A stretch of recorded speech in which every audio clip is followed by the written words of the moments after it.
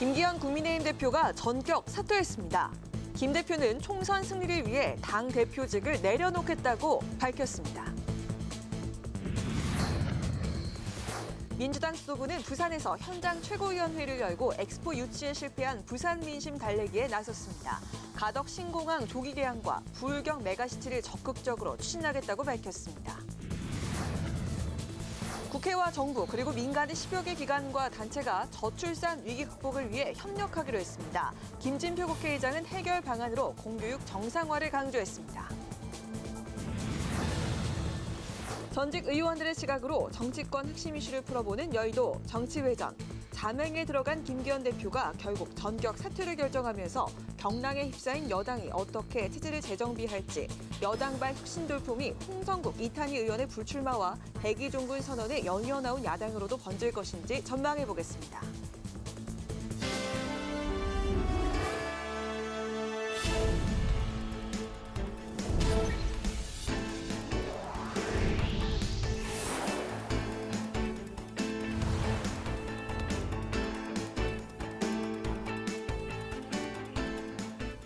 여러분 안녕하십니까? 12월 13일 수요일 국회 라이브 6 시작하겠습니다. 친윤 핵심 중진인 장제원 의원의 전격 불출마 선언으로 거취 압박을 받던 김기현 국민의힘 대표가 조금 전 전격 사퇴했습니다. 김 대표는 책임은 모두 자신의 몫이라며 이제 당원의 한 사람으로 당의 안정과 총선 승리를 위해서 이바지하겠다고 밝혔습니다. 강민지 기자입니다. 장제원 의원의 총선 불출마 선언 이후 공식 일정을 모두 취소하고 자맹에 들어갔던 김기현 대표. 오후 5시쯤 입장문을 통해 대표직 사퇴를 전격 선언했습니다. 당이 지금 처한 상황에 대한 책임은 당대표인 자신의 몫이라며 자신의 거취 문제로 당이 분열되어선 안 된다고 밝혔습니다. 또 당의 안정과 총선 승리를 위해 이바지하겠다며 윤재혁 원내대표를 중심으로 당을 빠르게 안정시켜야 한다고 강조했습니다. 다만 혁신위에서 요구했던 중진 희생안인 불출마 혹은 험지 출마에 대한 내용은 담기지 않았습니다. 오전 이준석 전 대표와 1시간 정도 비공개 회동을 갖고 거취를 논의한 것으로 알려졌는데 이후 사퇴에 대한 의지를 굳힌 것으로 보입니다.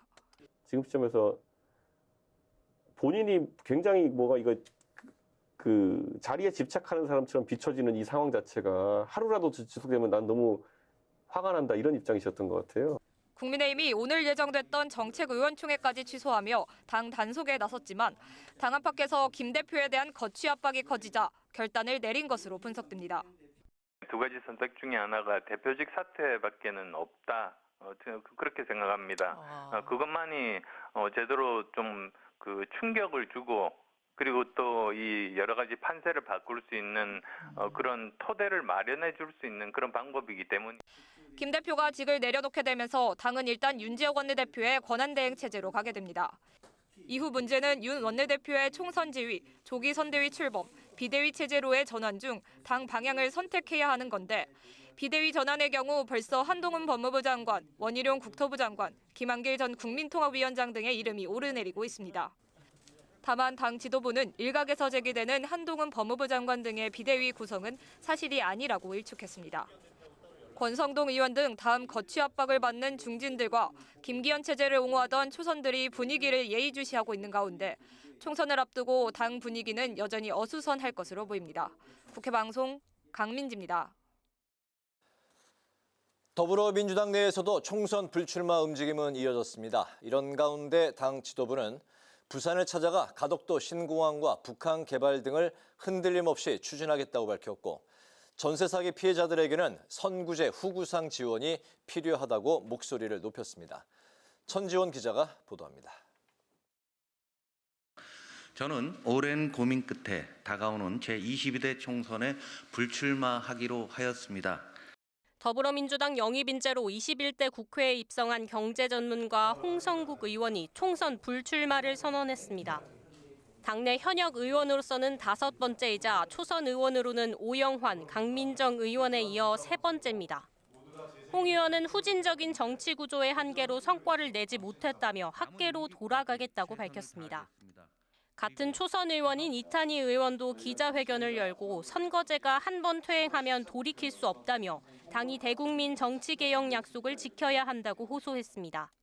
22대 총선에 제게 남아있는 출마 기회를 다 내려놓고 백의종군하겠습니다. 선거법만은 지켜주십시오. 퇴행만은 안 됩니다. 사실상 불출마 선언으로 해석되는데 위성정당 방지법 당론 추진에 앞장섰던 이 의원이 험지 출마 선언에 이어 비례제 퇴행을 막기 위해 배수의 진을 친 걸로 보입니다. 이런 가운데 당 지도부는 부산을 찾아 민생을 챙겼습니다. 현장 최고위를 열고 가덕도 신공항의 글로벌 개항과 북항 재개발, 그리고 광역 교통망 확충 등 지역 문제를 흔들림 없이 추진하겠다는 의지를 보였습니다. 민주당은 무산됐던 부울경 메가시티도 재추진하겠다며 엑스포 유치는 실패했지만 부산의 발전을 위해 최선을 다하겠다고 강조했습니다. 오후에는 전세 사기 피해자 현장 간담회를 열었는데 이재명 대표는 굶어 죽을 자유는 진짜 자유가 아니라며 선구제, 후구상 대책이 필요하다고 재차 강조했습니다. 오는 18일 다큐멘터리 영화 시사회에서 이 대표와 이낙연 전 대표 그리고 김부겸 전 국무총리가 만나게 될 것으로 보이는데 어떤 이야기를 나누겠느냐는 기자 질문에 이 대표는 윤석열 정권의 폭주와 퇴행을 막는 게 국민이 바라는 것이라며 통합을 강조했습니다. 우리 당은 내년 총선에서 단합과 혁신을 통해서 반드시 이겨야 합니다. 한편 민주당은 내일 선거제 관련 논의를 위한 의원총회를 또 개최합니다. 이번에는 과연 선거제 관련 총의를 모을 수 있을지 관심이 높아지고 있습니다. 국회 방송 천재원입니다. 국회 인구위기 특별위원회가 정부와 기관 그리고 민간단체 등과 함께 저출산 위기 극복을 위해 힘을 합치기로 했습니다.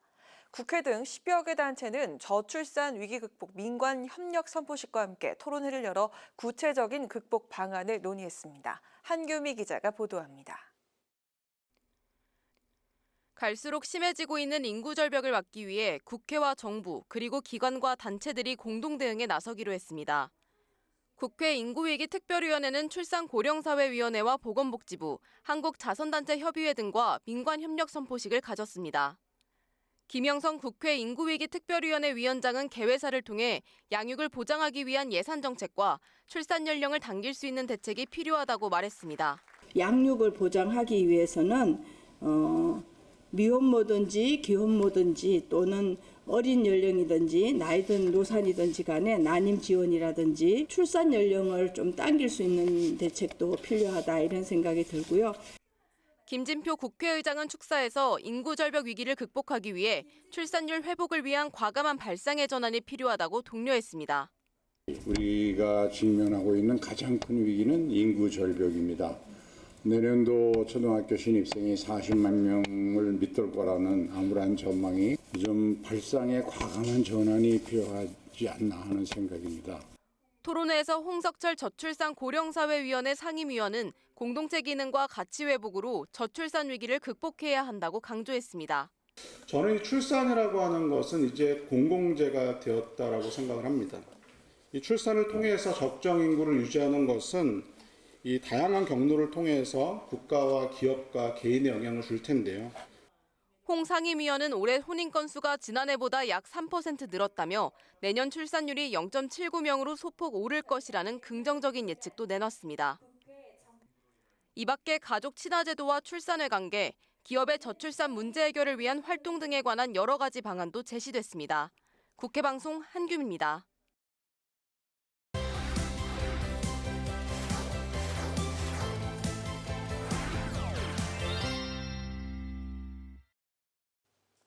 네, 이슈픽 서한한 개건 기자와 함께합니다. 어제 장제원 국민의힘 의원에 이어서 오늘은 김기현 대표가 전격 사퇴 의사를 밝혔는데요.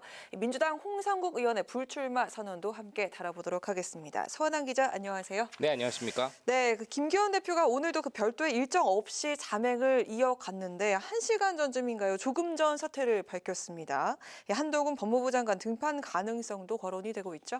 네, 그렇습니다. 이 여러 언론사들이 사실 김기현 대표의 자택 앞에 가서 김 당대표를 기다리고 있었습니다. 왜냐하면 어제에 이어서 딱 오늘까지 이틀 동안 공개 일정을 모두 취소하고 국회로 출근도 하지 않고 숙고를 하고 있었기 때문인데요. 네. 그랬던 조금 전인 오후 5시쯤에 이 김기현 대표가 자신의 SNS를 통해서 이 당대표직에 대한 전격 사퇴의 뜻을 밝혔습니다.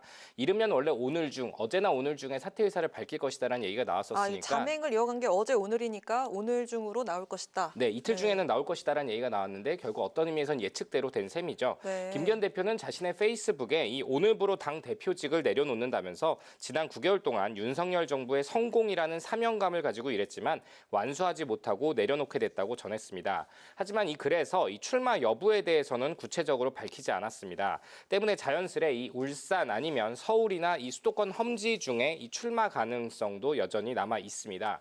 이 공석이 된 당 대표는 윤재옥 원내대표가 권한 대행 체제로 가면서 이 한동훈 법무부 장관과 원희룡 국토부 장관 등이 전면에 나오는 방안이 거론이 됩니다. 이 비대위 전환 체제인데요. 이 비대위로 전환을 하면서 한동훈 법무부 장관이 단독 비대위원장을 하거나 원희룡 장관 등과 함께 공동 비대위원장 체제로 이번 총선을 치를 수 있다는 보도가 나왔습니다.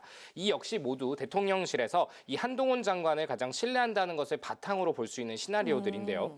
이 핵심 친윤으로 분류됐던 장제원 또 김기현 의원이 모두 백의종군을 선언하면서 권성동 의원 등 나머지 친윤 의원들의 행보도 지켜봐야 될 것 같습니다. 네, 국민의힘에서 총선을 앞두고 불출마 선언이 이렇게 나오면서 좀 민주당이 위기감을 느낀다 이런 보도가 좀 있었는데 자, 오늘 민주당에서도 홍성국, 이탄희 의원 이렇게 2명의 불출마 선언이 나왔습니다. 네, 그렇습니다. 이 사실 총선을 앞두고 정당이 혁신을 하고 있음을 보여주기 가장 좋은 것이 인적 쇄신이죠. 이 국민의힘에서는 잇따라 이 윤핵관들의 불출마 요구가 나오고 이에 응했다면은 이에 비해서 잠잠했던 게 바로 민주당인데 네. 오늘 더불어민주당의 이 초선 의원들이 잇따라서 내년 총선에 출마하지 않겠다는 뜻을 밝혔습니다. 이 세종시가 지역구인 이 홍성국 민주당 의원은 이 지금의 후진적인 정치 구조가 가지고 있는 한계로 인해서 지난 4년간 성과를 내지 못했다면서 이 내년에 총선에 불출마하겠다고 밝혔고요. 이미 험지 출마를 예고했었던 이 경기 용인을 지역구로 둔 이탄희 의원 역시 출마 기회를 다 내려놓고 백의종군하겠다면서 이 비례대표 병립형 회기는 안 된다고 다시 한번 강조했습니다. 오영환, 또 박병석, 우상호 의원에 이어서 민주당에서 이번 총선에 불출마하겠다고 밝힌 이는 이제 6명으로 늘었는데요. 특히 당내 경제통으로 꼽히는 홍성국 의원이나 이 사법행정권 남용을 폭로하면서 정치권에 뜨겁게 대비했던 이탄희 의원 등이 잇따라 불출마 가능성을 시사하면서 이 당 지도부를 향한 쇄신 압박으로 이어질지 귀추가 주목됩니다. 네, 이 불출마 선언 이야기를 좀 하고 있는데 근데 두 당의 불출마 요구나 선언 좀 자세히 보면 좀 그 의미가 좀 다른 것 같은데요. 이탄희 의원 사례를 보더라도 그 민주당은 이 선거제를 놓고 당 내부에서 그 반발하고 있는 그런 목소리가 나오고 있습니다. 그 지난주에 짚어주셨던 병립형을 지도부가 그 밀어붙이고 있는 데에 대한 그 반발일까요? 네, 그렇습니다. 이재명 대표가 제가 지난주에 나와서 이재명 대표가 이 위성정당 반대법에 대해서 네. 멋있게 지는 게 무슨 소용이냐라고 그렇죠. 평가했다고 말씀을 네. 드렸는데 오늘 이탄희 의원이 이에 대해서 이 조건부로 불출마를 선언하면서 멋없게 이기면 총선을 이겨도 세상을 못 바꾼다라고 네, 민주당의 이 병립형 회기 분위기를 비판했습니다. 이 당의 입장을 정하다 전 의총일로부터 벌써 2주가 지난 상태인데요. 특히 어제부터는 이 예비 후보 등록도 시작이 됐습니다. 그리고 늘 말씀드렸던 것처럼 국민의힘은 일찌감치 병립형 회기 또 준연동형 비례선거제 유지 시 위성정당 설립을 이미 선언을 한 상태고요. 이탄희 의원 등 이 75명의 민주당 의원들은 병립형 회기를 반대하고 위성정당 금지법도 촉구를 했습니다. 이 김대중과 노무현 정신을 지켜야 한다는 건데요. 이탄희 의원은 국민 편에 서겠다 했던 약속을 지키고 연합 정치로 더 크게 이기자고 했고요. 김두관 의원도 오늘 글을 올려서 김대중 노무현 정신을 지켜야 한다라고 이 병립형 회기를 비판했습니다. 하지만 이 홍익표 원내대표 오늘 한 라디오에 출연해서 위성 정당 방지법에 일단 국민의힘이 협조할 생각이 없고 만일 지금처럼 연동형으로 간다면 여당은 이 국민의힘은 위성 정당을 만든다는 건데 그 속에서 이 제도가 잘 작동할지 걱정이 있다면서 병립형 회기로의 필요성을 시사했습니다.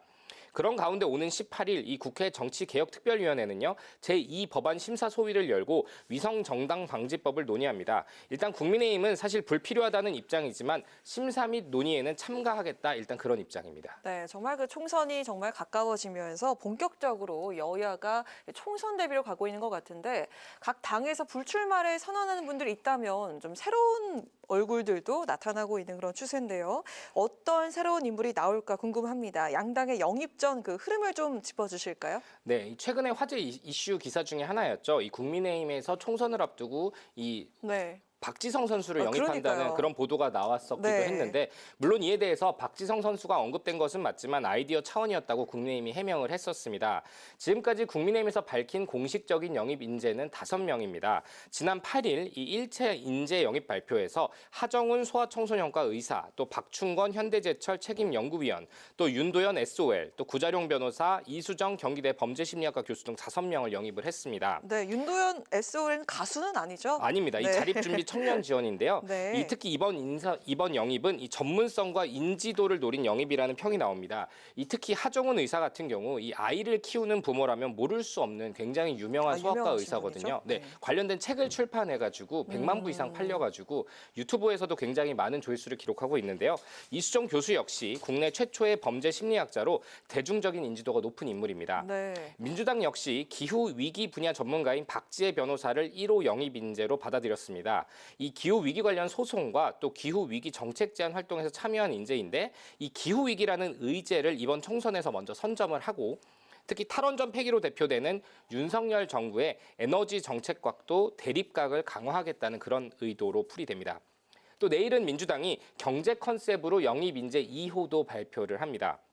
이 밖에도 윤석열 정부의 이 행정안전국 경찰국 설립에 반대에 앞장섰던 류사면 전 총경이나 이 해병대 최상병 사건을 수사했다가 보직 해임된 이 박정훈 해병대 대령, 또 이문정 검사 등이 민주당의 영입 후보로 거론이 됩니다. 물론 이에 대해서 이문정 검사는 오늘 SNS에 올린 글에서 자신은 검찰에 있을 것이라면서 이런 영입설에 대해서 불출마 의사를 밝혔는데요.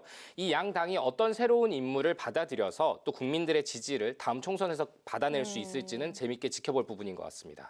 기자님도 이 정치계에서 오래 활동하셨잖아요. 정치부 기자로서. 혹시 영입 제안은 없었나요? 없었습니다. 네, 오늘 여기까지 듣도록 하겠습니다. 오늘 말씀 고맙습니다.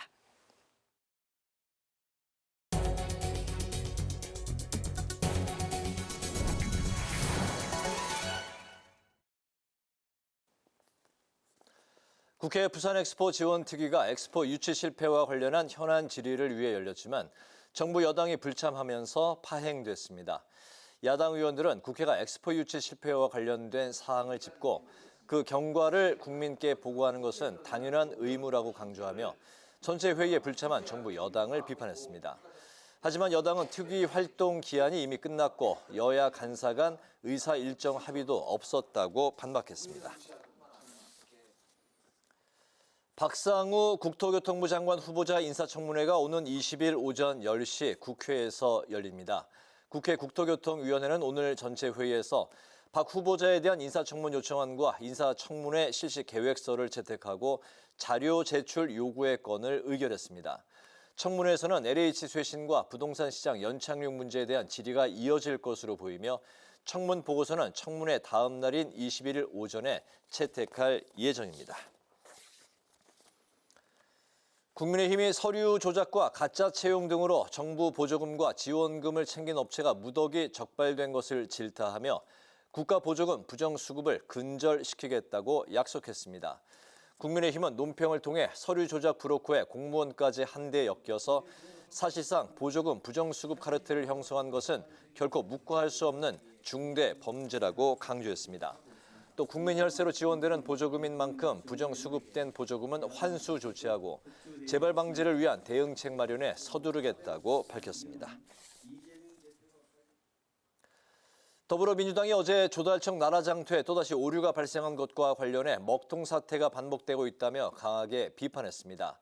민주당은 무능하고 무책임한 이상민 행정안전부 장관을 즉각 경질하라고 촉구하는 한편 전체 정부 전산망의 실태와 관리 현황을 파악할 것을 요구했습니다. 조달청 나라장터는 어제 오류가 발생하면서 지난달에 이어 또다시 1시간가량 접속이 지연됐습니다. 김진표 국회의장이 새로 부임한 누르갈리 아르스타노프 주한 카자흐스탄 대사와 살로히딘 키룸 주한 타자키스탄 대사를 접견했습니다. 김 의장은 두 나라 대사와 한국의 원자력 발전 기술을 비롯해 여러 분야에서 교역과 투자를 확대하는 방안을 논의했습니다. 양국 대사들은 또 지난 9월 김 의장 주도로 개최된 한중앙아시아 국회의장 회의를 정상회담 등으로 격상하는 방안을 제안했습니다.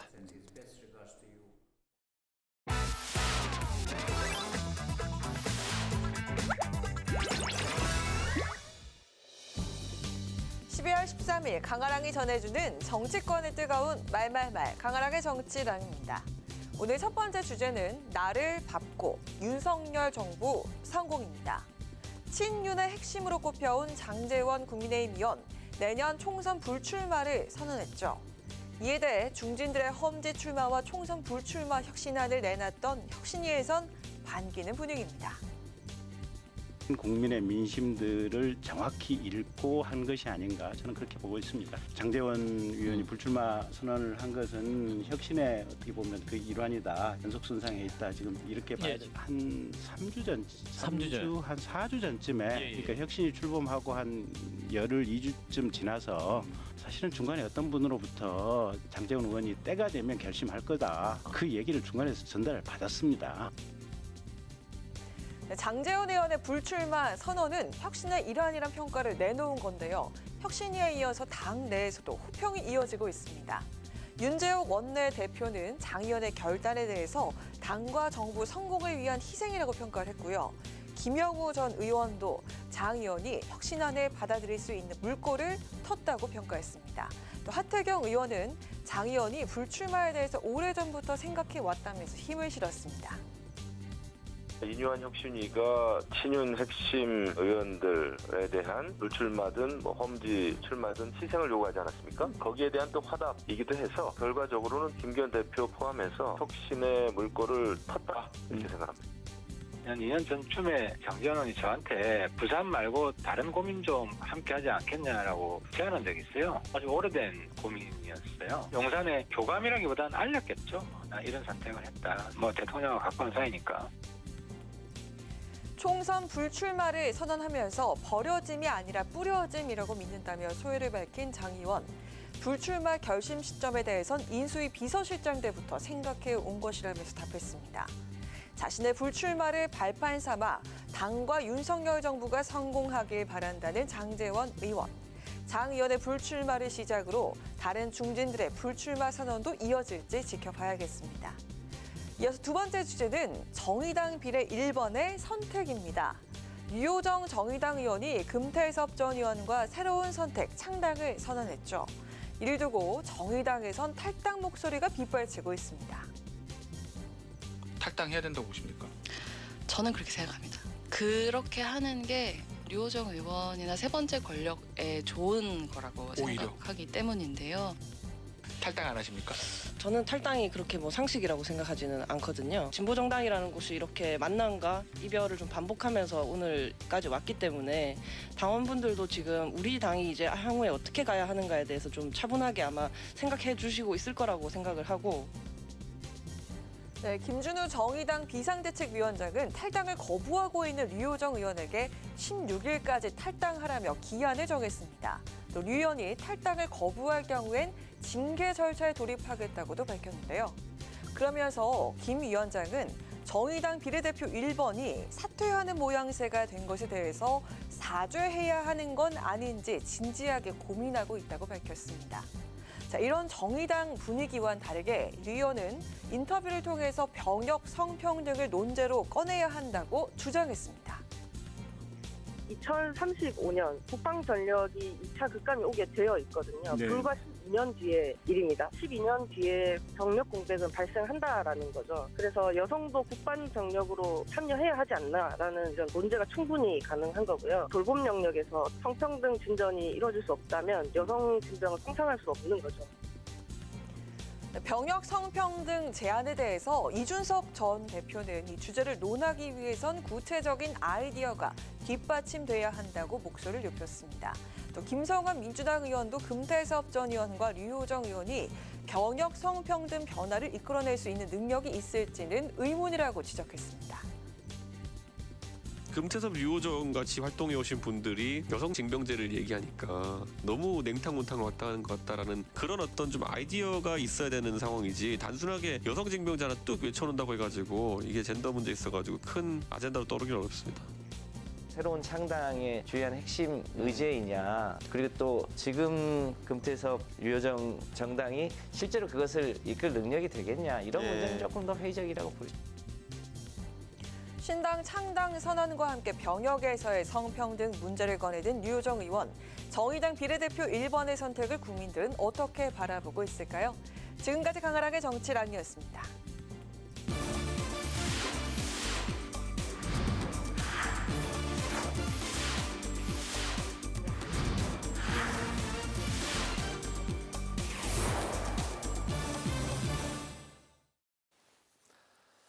네, 여야 전직 의원과 함께 정치권의 가장 뜨거운 쟁점에 대해서 양측의 이야기를 들어보는 여의도 정치 외전 시간입니다. 오늘도 신경민 전 더불어민주당 의원 그리고 신성범 전 새누리당 의원 두 분 모셨습니다. 어서 오십시오. 네, 안녕하십니까. 네.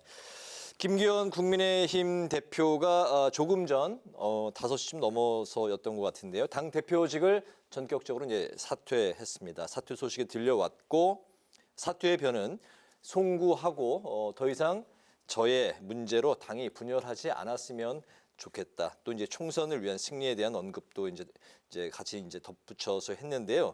관심을 모았던 게 또 이제 이준석 전 대표를 당 대표직 사퇴 발표 직전에 약 1시간 정도 이제 만났던 것으로 이제 밝혀지면서 이 자리에서 과연 무슨 이야기가 오고 갔을까? 그리고 이제 하필이면 왜 이 전 대표를 만났을까? 그 이유에 대해서 궁금증을 자아내고 있습니다.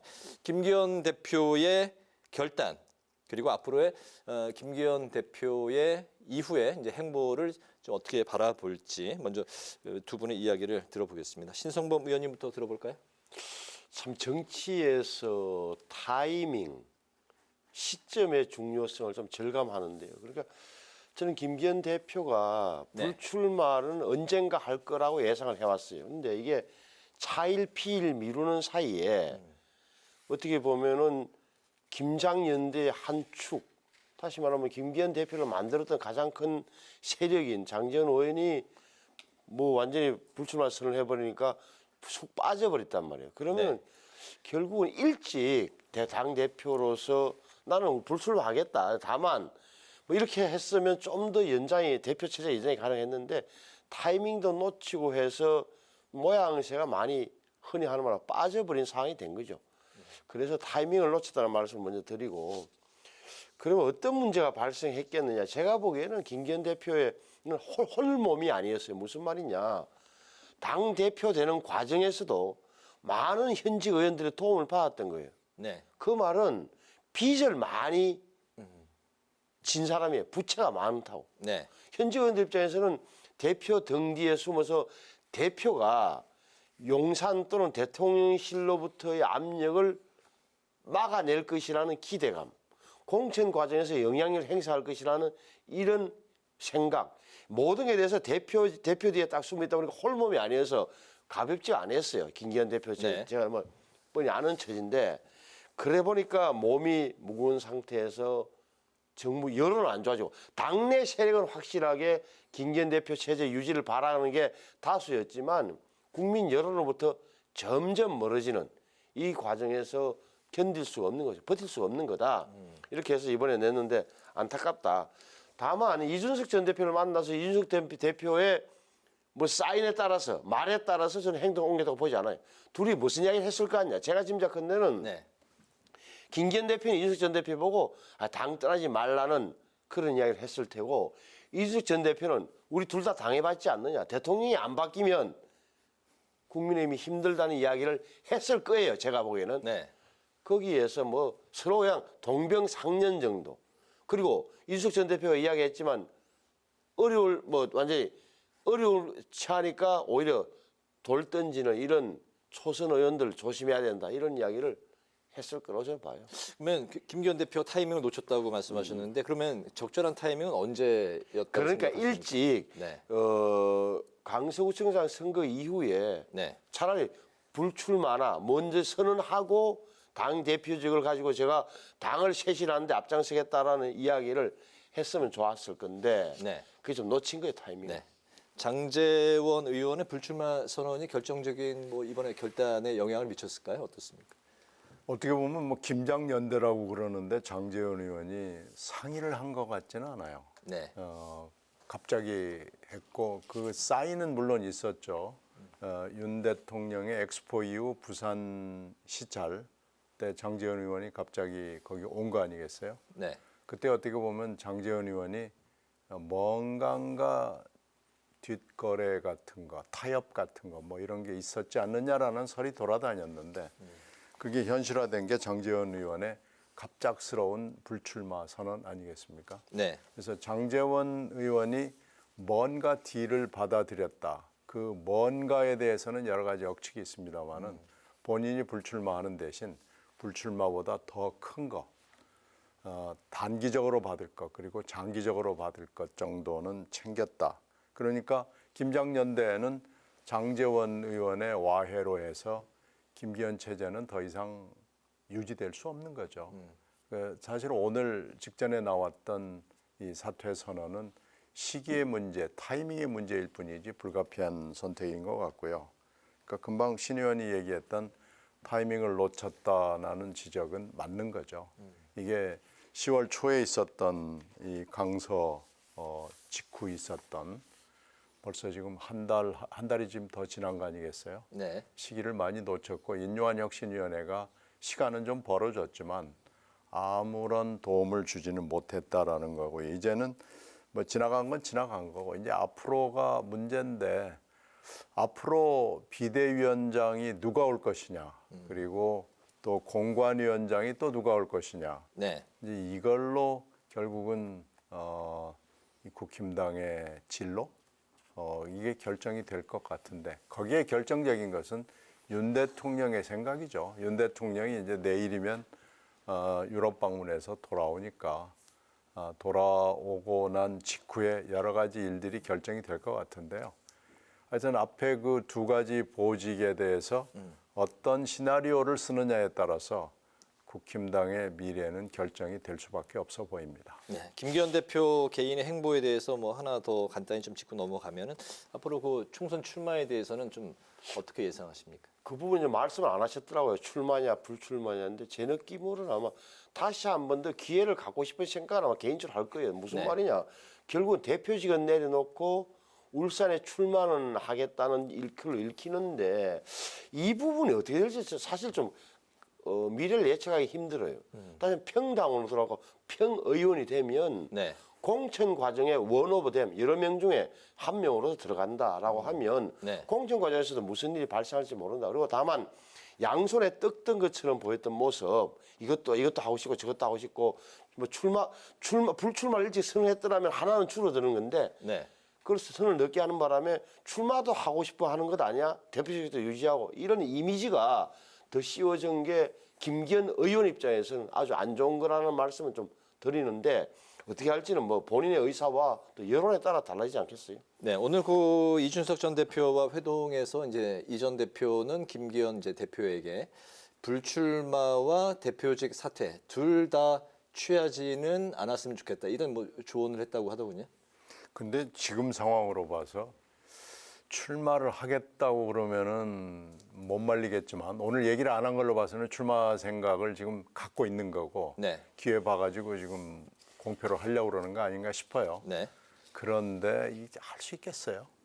한다고 하더라도 예 하십시오라고 다음 올 비대위원장이나 공관위원장이 뭐 전임 대표의 예우를 해드려야죠. 이렇게 갈 것 같지는 않습니다. 굉장히 어려운 과정이 기다리고 있을 겁니다. 네, 알겠습니다. 그 향후 이제 국민의힘 내의 권력 구도에도 이제 변화가 이제 생길 것 같습니다. 이제 두 가지 차원에서 좀 논의를 해보고 싶은데요. 하나는 이제 뭐 장제원 의원 그리고 이제 그 김기현 의원의 최근에 이제 행보로 친윤과 또 중진들의 불출마 선언이 이제 좀 계속해서 이어질 것인지 두 번째는 이제 체제 원희룡 이제 한동훈 장관이 총선에서 어떤 역할을 맡을 것인지 공동 비대위원장 체제로 갈 것인지 아니면 윤재욱 원내대표의 직무대행 체제 최장 뭐 60일까지라고 하는데 이 체제를 거쳐서 비대위 체제로 이제 갈 것인지 향후 포스트 김기현 체제 그 국민의힘 상황은 좀 어떻게 예상하십니까? 근데 지금 선거가 얼마 남지 않은 상황에서 직무대행 체제를 오래 하는 것은 쉽지 않을 거예요. 네. 그러니까 빨리 비대위원장이나 공관위원장을 찾겠죠. 근데 지금 거론되는 분들이 보면은 모두 다 서프라이즈예요. 누가 와도 서프라이즈가 될 수밖에 없고 이것을 지금 뭐 가타부타 논란을 벌이고 하기에는 한가한 상황이 아니기 때문에 결국은 용산의 눈치를 끝까지 보면서 결정이 되겠죠. 비대위원장, 공관위원장 두 사람의 합도 뭐 중요할 겁니다. 네. 얼마나 조화롭게 이걸 할 것인지도 중요하고요. 근데 장제원 의원이 만약에 딜을 하면서 본인의 지분을 챙겼다 그러면은 그것도 또 하나의 요인이 될 거예요. 그러면 물러나 맨날 장제원은 백의종군 하겠다 그러고 뭐 깨끗이 물러나겠다 그러고 도대체 깔끔만 겉으로 떨고 깔끔을 떤 적이 진짜로 깔끔한 적이 있느냐라는 아마 문제 제기가 있을 거고 이것은 또 무엇이냐 누가 뒤에 있는 것이냐라고 그래서 결국 장제원 의원의 불출마는 그냥 불출마로 끝나지 않을 가능성이 굉장히 높고요. 비대위원장이나 공관위원장이 이것을 또 얼마나 인정을 해줄지 또 비대위원장, 공관위원장은 또 누구의 멘토가 있을지 뭐 이런 것들이 앞으로 하여튼 조용할 날은 없을 것 같아요. 네. 우선 윤재욱 원내대표가 이제 당대표 권한 대행이 된다. 그다음 바로 제가 보기에 얼마 안 있어서 비대위로 전환하면 돼요. 당대표 권한 대행이 그냥 결정하면 되는 거예요. 최고위원 몇 명이 뭐 그만두는 이런 절차 필요 없어요.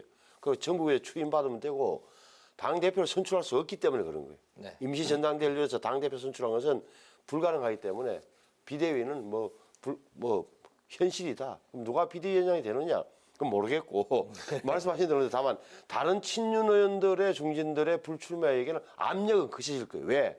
이 흐름 자체가 주류 교체. 지금까지 대통령을 옹이하고 있던 친윤 세력들은 뒤로 물러서라는 요구란 말이에요. 비대위원장이 들어서는 사람이. 그렇게 되면 제가 보기에는 그게 누가 되든 개인적으로 아마 많이 억울할 거예요. 특히 권성동 의원 같은 경우는 굉장히 억울해할 거예요. 그 따봉 이후에 거의 몸을 낮춰갖고 친윤에서 거의 스스로를 제외한 그런 형태였는데 뭐랄까 다시 희생하라 그러면 납득은 안 될 거예요. 하지만 흐름상 보기에는 압력이 셀 거다. 더해서 친윤 중진뿐만 아니라 지금 지난번에 단톡방에서 김기현 대표 결사옹이 사수를 외치던 일부 그룹들도 이 대상이 될 수 있는 거예요. 그렇잖아요. 네. 그러니까 당의 혁신과 인근 없이 어떻게 보면 당대표 바짓가랑이 잡고 정치적으로 뭔가를 염려하겠다는 그런 걸로 비춰진단 말이에요. 모양새가 우습게 된 거 아니에요. 네. 이런 분들에 대한 판단도 있을 것 생각이 생기고 그 비대위원장은 제가 보기엔 한동훈 장관 비대위원장이 비현실적이에요. 왜? 아니 법무부 장관이 하지만 검사 출신 비대위원장이 앉아서 윤석열 대통령의 직할 통치 체제로 보여지는 거. 더구나 검사 출신 정치인들, 정치 희망생들의 유입 루트처럼 만들어질 텐데 비춰질 텐데 그걸 당원들이나 국민들이 용인할 수 있겠느냐. 선거에 아주 인유한 위원장은 내가 보기에는 한동훈 장관 보고 비대위원장 맡으라고 한 게 아니에요. 정치적 역할을 해달라는. 인요한 위원장이 다시 또 그 위원장, 그 비대위원장 이야기가 나오던데. 여러 가지 생각이 저는 가능하다고 봐요. 인요한 씨든 김한길 위원장이든 뭐 누구든 원희룡 장관이든 저는 한동훈 장관은 아닐 거라고 봐요. 알겠습니다. 뭐 유력하게 보시는 분이 있으면 한 분만 좀. 아니 저는 뭐 정보가 없어서 대통령과 아마 윤재욱 대표 권한 대행이 상의해서 결정하지 않겠어요? 지금 이 시간에 공식적인 국민의힘 상황은 그 윤재욱 원내대표의 당대표 권한대행. 당대표 권한대행 체제죠. 체제인 거죠. 네네. 알겠습니다. 예, 국민의힘 상황을 이제 추후를 좀 지켜봐야 될 것 같고 옆 동네 여당을 지켜보는 민주당의 이제 분위기는 어떨지요? 또 어떤 기분들이 들지? 오늘 그 홍성국 초선 의원 그 경제 전문가로 꼽히고 있는데 그 불출마를 선언을 했습니다. 그리고 이제 이탄희 의원이 병립형 회기 반대를 이제 주장을 하면서 강조하면서 백의종군하겠다 이렇게 이제 또 공개 발표를 했는데요. 이게 바로 이제 또 다른 그 불출마 선언이 아니냐 뭐 이런 이제 이야기도 있지만 공식적인 불출마 선언은 아직까지는 나오지 않았습니다. 내일 그 민주당은 위성정당과 이제 병립형을 논의하는 의총이 아주 뜨거운 분위기 속에서 진행이 될 걸로 예상이 되는데요. 여당에서 시작된 혁신 파장 그리고 이제 초선 의원의 불출마 선언 그리고 민주당의 여러 가지 이제 개혁과 혁신을 주장하는 그런 이야기들 민주당의 변화가 이제 앞으로 좀 어떤 식으로 이어질지 국민의힘을 바라보는 민주당의 여파 어떻게 예상할 수 있습니까? 지금 이게 승자의 저주 비슷하게 됐어요. 그래서 지금 구속영장 이재명 대표에 대한 영장 기각과 그 직후에 있었던 강서 재보궐선거의 압승으로 해가지고 민주당이 굉장히 분위기가 고조되면서 또 인요한 혁신위가 좌초하면서 민주당은 굉장히 괜찮은 것 같이 돼 있습니다. 그러면서 사실 혁신의 움직임이 전혀 없었던 거죠. 그런데 이런 상황에서 이게 앞으로 국힘당의 비대위원장, 공관위원장이 이제 남아 있습니다만은 혁신으로 가는 모양새를 현재 취하고 있기 때문에 이걸 굉장히 주의 깊게 봐야 될 것이고 여기서 까딱 잘못하면 국힘은 혁신을 하는데 민주당은 뭐하냐라는 비난을 받을 소지가 굉장히 높아졌습니다. 따라서 지금 현재 안온한 이런 조용한 이런 상황 가지고는 안 되고요. 물론 이탄희 의원, 홍성국 의원이 본인의 거취를 한 분은 분명히 얘기를 했고 이탄희 의원은 이게 뭔지 아직 좀 잘 모르겠어요. 이건 좀 두고 봐야 되겠습니다만 이것만 가지고는 민주당이 이번에 무슨 혁신의 바람이 새바람이 분다 이렇게 보기는 조금 아직 이른감이 있고 규모가 좀 작아요. 근데 이건 지도부에서 뭔가 지금 나와야 되는데 지도부는 고요하고 각 지역구는 보면은 비명계 현역 의원들이 있는 곳에 자객들이 친명 자객들이 설치는 이른바 이재명 찬송가만 지금 상당히 소리 높이 나오는 상황은 썩 좋아 보이지는 않습니다. 따라서 이렇게 계속 갈 수는 없는 거고요. 지금 대표의 재판 리스크는 굉장히 높아졌습니다. 그리고 수사 리스크도 여전히 잠복해 있고요.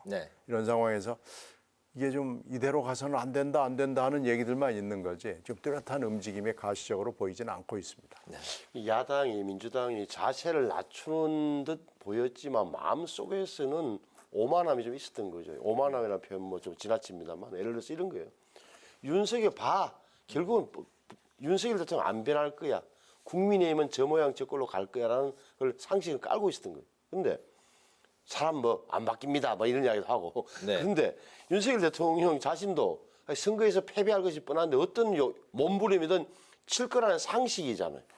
그럼 그게 상식에 맞게 했어야 되는데 너무 취했던 거예요. 그래서 예산 대표가 뭐 근거는 있겠지만 154석이냐 단독 과반이냐 180석이냐 이런 이야기 나오는 게 내심의 반영이 내심이 노출된 거예요. 그런 의미에서 보자면 정말 정당이라는 게 정치가 오묘하잖아요. 일어났다가 또 지고 뭐 이런 건데 넉 달 남았으니까 어떤 변화도 일어날 수 있다. 특히나 지금 여권에서 좀 생각 좀 하는 사람이 이런 이야기예요. 20년 전 2004년을 좀 잘 보자 하는 이야기를 제 주변에 여러 명이 2004년이 뭐냐 17대예요. 노무현 대통령 시절에 탄핵을 했어. 역풍이 불었어요. 그래서 당시 한나라당 그 당은 완전히 텐트로 갔고 22여 명이 불출마 선언했어요. 기록 한번 찾아보세요. 김용갑, 정형근 이렇게 하죠. 거의 망하거든. 3분의 2는 날려야 된다는 이야기 나왔었는데 22여 명이 희생함으로써 겨우 100몇 석을 해서 잘 방을 한 거예요. 그 여파로 그 다음에 MB 박근혜가 살아난 거예요. 정권. 이런 대목에서 보면은 처절하게 만약 보이면 여당이 좀 더 처절하게 나선다면 야당 설 자리도 별로 없어지는 게 지금 현실의 현금 사태예요. 누가 더 처절해야 하는지 당연하죠. 그런 모습을 절박하냐, 절박한 심정으로 누가 더 처절한 모습을 그 국민들에게 보여야 할지 진정성을 가지고 그런 정쟁인 것 같습니다. 오늘 그 이낙연 전 대표가 새 신당 창당을 공식화했다 이런 이제 보도들이 나왔고 어제도 이미 새 신당 창당하는 거는 이제 확정된 상황이다 뭐 이런 보도도 나왔습니다. 본인은 아직 신당을 창당을 하겠다 이런 확정적인 이제 이야기는 하지 않은 상황인데요. 곁에서 이제 뭐 가까이에서 많이 지켜보셨는데 신당을 창당하는 겁니까? 아니면 아직 어떤 좀 스탠스인가요? 지금 그러니까 이 국힘당 우리가 쭉 논의했잖아요. 네. 국힘당의 내부가 지금 굉장히 들끓고 있고 뭐가 될지는 모르지만 혁신의 지금 모습으로 가고 있는 지금 초기 단계의 모습을 보이고 있어요. 물론 윤 대통령이 내일 돌아와 봐야 될 겁니다. 네. 돌아와서 어떤 결정들을 내려주는 건지가 이제 아마 방향을 훨씬 더 선명하게 보여줄 거예요. 근데 민주당은 지금 이런 정도의 움직임을 보이는 거 아니에요? 그러면서 이재명 대표의 찬송가만 가득한 이런 상황에서는 아무것도 안 된다. 네. 그리고 현재 이재명 대표를 비판하는 사람들에 대해서는 가혹한 탄압이 있을 것이다라는 것이 지금 예상과 예정이 돼 있거든요. 이런 상황에서 이낙연 전 대표가 가만히 두고만 볼 수는 없는 거 아니냐라는 그 인식을 한 지는 뭐 굉장히 오래됐고요. 그렇다면 신당을 해야 되느냐? 이거 근데 이낙연 대표가 신당을 한다면 그것은 무슨 탈당이 아니고 분당이라고 봐야 되는 거 아니냐? 누가 진짜 민주당인지는 한번 겨뤄봐야 되는 거 아니냐라는 이런 판단들이 있거든요. 네. 그래서 이거에 대해서 그럼 이낙연 대표가 가만히 입을 닫고 있을 수는 없기 때문에 여러 가지 얘기를 하는데 그러면 이제 언론적 표현은 신당 창당 뭐 확정적 뭐 선언 뭐 이렇게 자꾸 해서 이걸 자꾸 그쪽으로 끌고 가고 싶어 해요. 네. 그런데 아직 뭐 그렇게까지 저는 확실하게라고는 말씀드리기는 좀 어렵고요. 다만 신당을 창당하려면은 여러 가지 방법이 있죠. 이미 기존에 있는 당하고 뭐 이렇게 조직을 결합하는 방법, 뭐 이런 방법 내지는 완전히 밑바닥에서 새로 하는 방법이 있는데 신당이라는 게 굉장히 어렵습니다. 이건 뭐 여러 번 입증이 된 일이니까 두말할 필요는 없는데 기본적으로 이 시간이 필요해요. 그 시간이 네. 국회의원 그 정당의 기호를 받는 순간이 있어요. 그 2월 중순에 있습니다. 네. 그리고 정부의 보조금을 받는 시기도 거의 비슷해요. 그렇게 해서 역산을 해서 보면은 연말 연시에요. 신당을 할 수 있는 그 말하자면 시작 시점이. 앞으로 최대 한 달 정도인가요? 한 달도 안 남았습니다. 네. 그러니까 지금 그것이 임박했다는 얘기를 이낙연 대표가 지금 여러 자리에서 설명을 하는데 그것을 언론적으로 표현을 하는 것은 신당 창당 선언을 했다. 신당으로 간다. 지금 이렇게 저는 표현이 되고 있다고 봅니다. 네. 따라서 신당 창당에 물론 가능성은 항상 열려 있습니다. 그리고 가능성이 이재명 대표의 지휘부나 민주당이 변하지 않는다 그러면은 그 가능성은 점점 높아질 수밖에 없는 거죠. 네. 지금 그런 상황입니다. 알겠습니다. 확정은 아니고 아직도 마지막까지 그 민주당 안의 분위기, 그러니까 이재명 대표의 어떤 변화가 이제 어떻게 가는지 마지막까지 지켜보는 상황이다. 그 정도로 이제 이해를 하겠습니다. 어떻게 보세요? 욕심으로는 제1당이 되고 싶다. 뭐 언론에서 저는 뭐 창당 의사 공식화, 의사 확인 이 정도 표현은 가능할 것 같은데 네. 실제로 뭐 창당할지 여부에 대해서는 사실은 열쇠는 키는 네. 이재명 대표가 쥐고 있는 거예요. 지금 근데 주류 측 이재명 대표 측 말을 종합해 보면 이낙연 전 대표 정도는 아무것도 아니다. 적어도 가장 우려되는 게 이제 김부겸, 정세균, 네. 이낙연 여기에다 손학규 이렇게 합쳐지는 그 그림을 아마 이재명 대표가 가장 경계할 거예요. 그러니까 이낙연 대표와는 별도 만나지 않고 아마 김부겸, 정세균 전 대표를 만나서 어떻게 보면 자신의 생각을 더 전달하고 하면서 떼어놓는 분리 전략을 구사할 것 아니냐. 이렇게 되면 이럴 때 이낙연 전 대표 어떤 선택을 최종할까? 저는 뭐 잘 모르겠는데. 이낙연 전 대표 그러면은 이재명 대표가 어떤 스탠스를 취하면 민주당에 남아서 총선에 기여를 하는 겁니까? 요거는 좀 짧게 들어볼까요? 말로만 하는 뭐 시스템 공천으로 하는데요. 네. 시스템 공천을 진짜 말로만 하지 말고 정말로 시스템 공천. 그게 2019년에 이해찬 공천이 시스템 공천 말로만 하고 실제로는 이해찬 공천이어서 제가 이스템이라고 부르는데 지금은 투 이스템입니다. 이해찬, 지금 이재명 현재 대표, 그러니까 전 대표와 현 대표의 2E 시스템을 가지고 지금 공천을 하려고 그렇게 말하자면 중요 보직들을 깔아놓았고 앞으로 절차가 이미 지금 착수가 돼 있어요. 이걸 그대로 하지 않는다는 것을 실제로 보여줘야 됩니다. 그렇다 그러면은 지도부가 바뀌겠구나라는 느낌을 주는 거죠. 근데 지금 말로만 시스템 공천이니까 저를 믿어주세요라고 하는 건 그건 못 믿겠습니다. 진정한 시스템 공천이 이제 관건이다. 그렇죠. 알겠습니다. 마지막 이슈는 좀 짧게 들어볼까 하는데요. 총선을 앞두고 이제 정의당 상황도 이제 시끄러운 상황이고 이제 금태섭 전 의원과 또 이제 류호정 의원이 신당을 창당하겠다 이렇게 이제 선언을 했습니다. 류호정 의원의 탈당 논란 그리고 이제 제3지대 군소 정당들이 앞으로 이제 어떻게 움직일지 뭐 두 가지 사안에 대해서 좀 들어볼까요? 비례대표 아마 류호정 의원이 1번일 텐데 1번. 네. 본인은 고소하겠다는 입장이에요. 그러니까 정의당 1번인데 당 지역은 비례대표는 유지하면서 당 바깥에 있는 금태섭 전 의원과 창당을 하겠다, 창당선을 한다. 어색하긴 어색한데 어떻게 설명하는지를 잘 모르겠어요. 다만 이게 정치 도의적인 측면에서 보면 문제는 분명히 있죠. 근데 이걸 나이 탓인가? 뭐 젊고 그냥 타투하던 젊은 기분인지 아닌지는 모르겠는데 하여튼 정의당 당원들 입장에서는 굉장히 좀 황당한 상황은 맞는 것 같아요. 네, 류호정 의원과 그리고 이제 또 선거연합정당 이야기도 나오고 있는데 뭐 겸해서 같이 좀 들어볼까요? 글쎄요, 뭐 이게 지금 도의적으로는 도저히 신의원 말짝으로 있을 수 없는 일이죠. 근데 이게 지금 현실적으로 선거 기호를 제가 아까 2월 중순에 결정한다고 그랬잖아요. 네. 선거 기호의 문제는 이제 정치 현실이에요. 기호를 이제 3번 받냐, 4번 받냐, 5번 받냐 굉장히 중요하거든요. 네. 여기서 표가 많이 엇갈리기 때문에 이렇게 지금 버티기를 하고 있는 건데 이 정치 현실은 좋은 건 아니지만 이게 사실은 있어 왔던 겁니다. 이게 처음 보는 장면은 아니에요. 네. 그러나 이건 바람직한 장면이 아니라는 건 분명합니다. 네. 알겠습니다. 뭐 다른 뭐 제3 뭐 그 군소 정당들의 앞으로 이제 뭐 총선에서의 좀 어떤 그 예상 뭐 이런 거는 다음에 우리 넘길까요?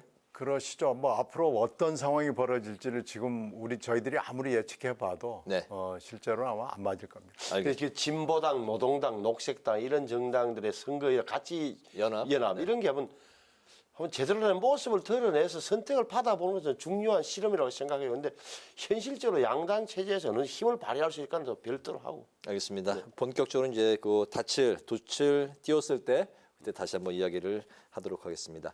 오늘 여의도 정치외전은 지금까지 신경민 전 더불어민주당 의원, 신성범 전 새누리당 의원 두 분과 함께했습니다. 오늘도 말씀 잘 들었습니다. 감사합니다. 네, 고맙습니다.